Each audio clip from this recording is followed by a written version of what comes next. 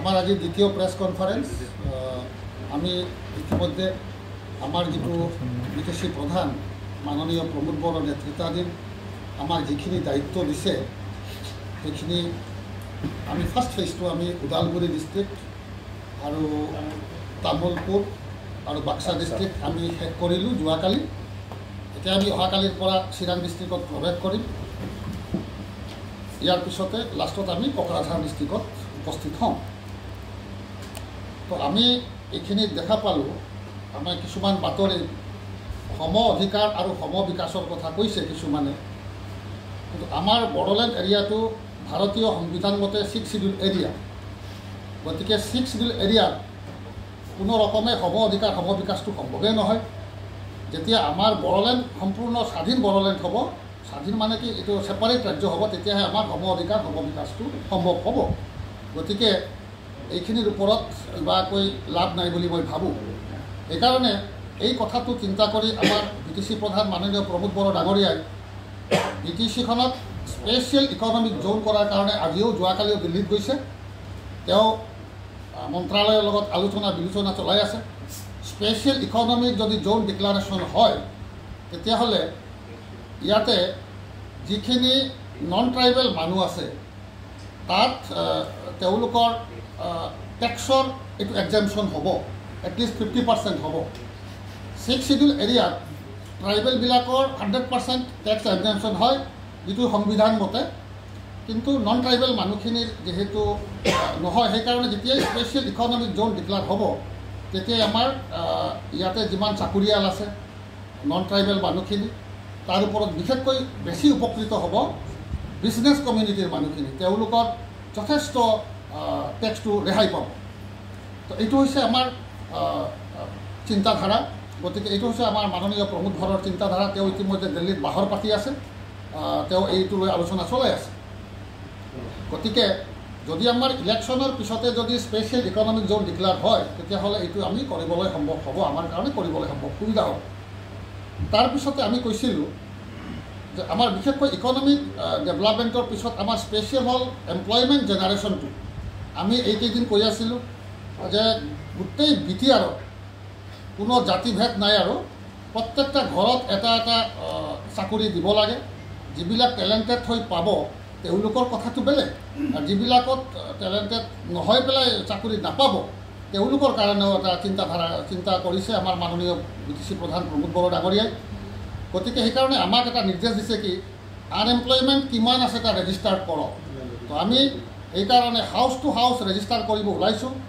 আমি যিসকল আনএমপ্লয়মেণ্ট আছে তেওঁলোকক আমি অনুৰোধ কৰিছোঁ, আমাৰ এইটো ইমেইলটো হ'ল enpbtr@gmail.com। এইখিনিত আপোনালোকৰ নাম আৰু মোবাইল নাম্বাৰ আৰু এড্ৰেছটো কাইণ্ডলি পঠাই দিব। গতিকে আশা কৰিছোঁ এইখিনি আপোনালোকৰ নাম আৰু সেইটো আনএমপ্লয়মেণ্ট। যিটো ঘৰত একেবাৰে চাকৰি নাই সেইটোহে আমি চিন্তা কৰিছোঁ। যিটো ঘৰত চাকৰি আছে তেওঁলোকে পঠাব নালাগে, যিটো ঘৰত চাকৰি নাই তেওঁলোকে পঠাব। মই আকৌ এবাৰ কৈ দিছোঁ enpbtr@gmail.com। যিটো ডাৰ্মাটোগ্ৰাফিক মাল্টিপল ইণ্টেলিজেন্ট টেষ্ট, ইতিমধ্যে আমাৰ 1,86,000 মান টেষ্ট হৈছে। তাৰে ইতিমধ্যে ডাটা আহিছে।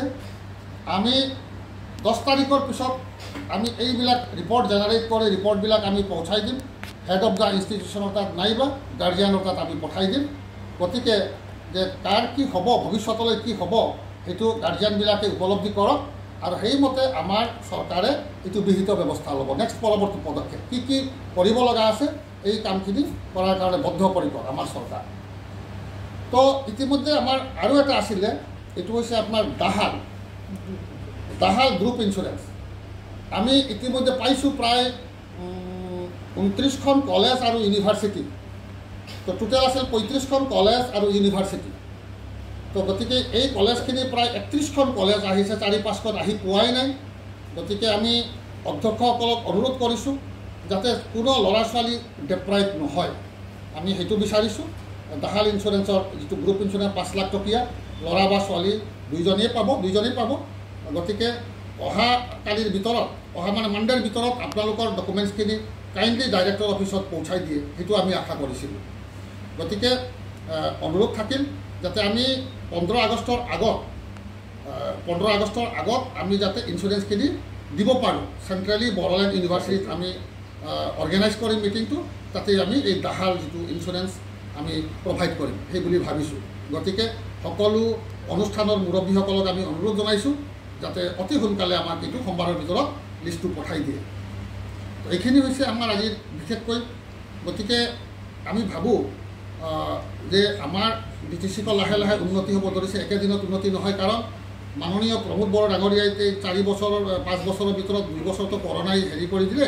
গতিকে 3 বছৰত যিখিনি কৰিছে আমি অত্যন্ত খুচি আৰু আশা কৰিছোঁ ভৱিষ্যতলৈ আমি কামখিনি চলাই যাব পাৰিম। এইখিনি হৈছে আজিৰ প্ৰেছ মিট। আমি অনুষ্ঠানবিলাকৰ যিটো সমস্যা, প্ৰত্যেকটা অনুষ্ঠানত সমস্যা ইয়াতে কিছুমান আহি পাইছে আমাৰ মেইলত, যদিও এতিয়ালৈ কিছুমান আহি পোৱা নাই। এই ধীৰগতি লাহে লাহে চলাটোৱে আমাৰ এইটো স্বভাৱ হৈ গৈছে, যি কাৰণে সকলো BTR যিমান অনুষ্ঠান মুৰব্বী অনুষ্ঠান তেওঁলোকক আমি অনুৰোধ জনাইছিলোঁ আপোনালোকৰ এটা ছিংগুল সমস্যা আমালৈ প্ৰেৰণ কৰক। আমি সেই হেৰিটো দিছিলোঁ, কিন্তু আজিলৈ 40% আহিছে, বাকী 60% আহি পোৱা নাই। গতিকে আমি অনুৰোধ জনাইছোঁ অহা 10 তাৰিখৰ ভিতৰত আপোনালোকে যাতে পঠায়। এই মেইলটো আমি আগতেই কৈ দিছিলোঁ btr@gmail.com, bodosabtr@gmail.com। এইখিনিত আপোনালোকৰ স্কুল কলেজ যি প্ৰব্লেম আছে আপোনালোকে পঠিয়াবলৈ আমি আপোনালোকে পঠোৱাৰ কাৰণে অনুৰোধ কৰিলোঁ। এইটো হৈছে আমাৰ হেৰি। তাৰপিছত আমি যোৱা মিটিঙতো আমি ডিক্লেয়াৰ কৰিছিলোঁ প্ৰভিন্সিয়েলাইজেশ্যনৰ মেটাৰটো। তো ইতিমধ্যে এইটো প্ৰচেছ হৈছে। ইতিমধ্যে ডাইৰেক্টৰ লেভেলত আমাৰ ষ্টেটাছ বিচাৰি ইউনিভাৰ্চিটিত পঠোৱা হৈছে। কাগজটো মোৰ লগত আজিয়েই পঠাইছে। গতিকে বিহিত ব্যৱস্থা কৰাৰ কাৰণে, কাৰণ আমি কোনোদিন মিছা কথাই নকওঁ। আমি যি ক'ম মাননীয় প্ৰমোদ বড়ো নেতৃত্বাধীন চৰকাৰে যি অৰ্ডাৰ দিয়ে আমি সেইমতে কাম কৰিম, আৰু যি ক'ম আমি কামটো হ'বই লাগিব। গতিকে এই প্ৰমাণটো হ'ল এইটো আমি আপোনালোকক দেখাই আছোঁ। ইউনিভাৰ্চিটিত আমি 16খন কলেজৰ ষ্টেটাছ বিচাৰি পঠাইছোঁ, কাৰণ তেওঁলোকৰ কিছুমানৰ এফিলিয়েশ্যন নাই। গতিকে যদি নাই সেইবিলাকো ক্লিয়াৰ কৰি ইউনিভাৰ্চিটিয়ে দিব, বড়োলেণ্ড ইউনিভাৰ্চিটি।